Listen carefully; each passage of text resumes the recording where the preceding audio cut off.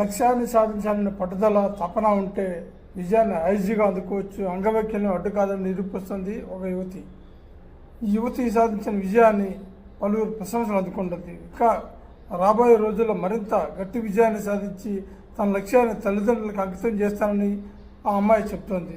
జిహెచ్ఎంసీలో junior అసిస్టెంట్గా పనిచేస్తున్న ఈ వైష్ణవి అనే యువతి అందరికీ ఆదర్శంగా నిలుస్తుంది. ఆమె పుట్టిన 6 నెలల పాటు బాగా ఉన్నప్పటికీ ఆ తర్వాత సెలిబ్రలీ ఫాల్స్ అనే వ్యాధితో బాధపడుతూ దీనివల్ల కండరాలు పనిచేయకపోవడం, కాళ్ళు చేతులు సక్రమంగా పనిచేయకపోవడం, కండరాలు గట్టిగా దృఢత్వం వలన కండరాలు కాళ్ళు చేతులు ఆడకపోవడం వల్ల, అలాగే స్థిరమైన నడక ఉండకపోవడం వల్ల చాలా ఇబ్బందులు ఎదుర్కోవాల్సి వచ్చింది.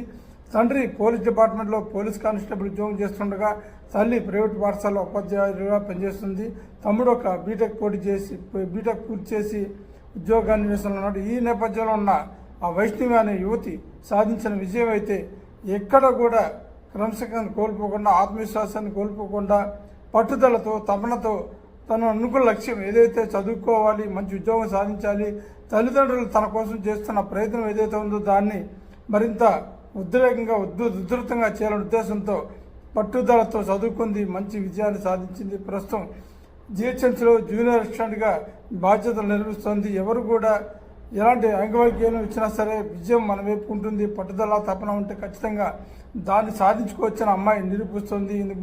ముందుగా 10వ తరగతి పూర్తి చేసిన అమ్మాయి తర్వాత ఇంటర్మీడియట్ పూర్తి చేసింది.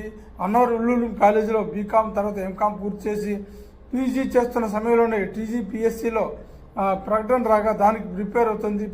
6 నెలల కాలం పాటు ఆమె ప్రిపేర్ అయిన తర్వాత జూనియర్ అసిస్టెంట్గా మొదటి దశలోనే విజయం సాధించింది. జిహెచ్ఎంసీలో జూనియర్ అసిస్టెంట్గా విధులు నిర్వహిస్తూ పలువురికి ఆదర్శంగా నిలుస్తుంది. ఆమె చేస్తున్న సేవల పట్ల ప్రస్తుతం జిహెచ్ఎంసీ లైబ్రరీలో జూనియర్ అసిస్టెంట్గా విధులు నిర్వహిస్తుంది. ఆమె విధుల పట్ల నిర్వహిస్తున్న అంకితభావం, పట్టుదల, తపన చూసి జిహెచ్ఎంసీ కమిషనర్ ఆర్వి కర్ణన్ కూడా ట్వీట్ చేశారు. చాలా అంకితభావంతో పనిచేస్తుంది. ఇలాంటి అమ్మాయిలు యువతకు ఆదర్శంగా నిలుస్తారు. ఎక్కడ కూడా ఆత్మస్థైర్యం కోల్పోకుండా పనిచేసినట్లయితే ఖచ్చితంగా విజయం సాధించవచ్చని నిరూపిస్తున్నట్టు ట్వీట్ చేశారు. అదేవిధంగా అమ్మాయి కూడా ఎక్కడ కూడా ఆత్మవిశ్వాసం కోల్పోకుండా విజయం సాధించే దిశగా యువత పరిగెత్తినట్టయితే ఖచ్చితంగా తమ లక్ష్యాన్ని చేరుకోవచ్చు. తాను కూడా భవిష్యత్తులో గ్రూప్ 1లో ప్రిపేర్ అయ్యి తల్లిదండ్రులకు దాన్ని బహుమతిగా అందిస్తానని ఆత్మవిశ్వాసం వ్యక్తం చేసింది.